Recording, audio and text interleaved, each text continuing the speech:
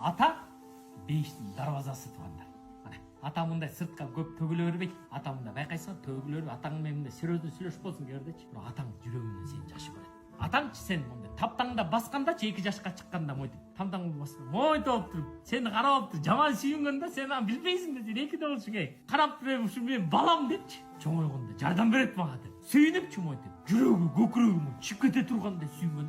Тамтамда мен балам бірінші жолы басатады деп сүйінгенде. Мына ата ошондай болады. Атаңчы атаң қандай болады айтайын ба?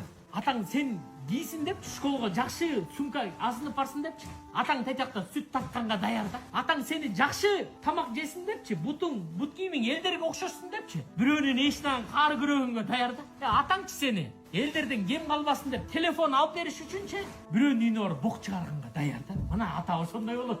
Атачы қандай болады білесіңдер ме? Атачы барлық жүктердің проблеманың барын көтеріп балдарымыз жеңіл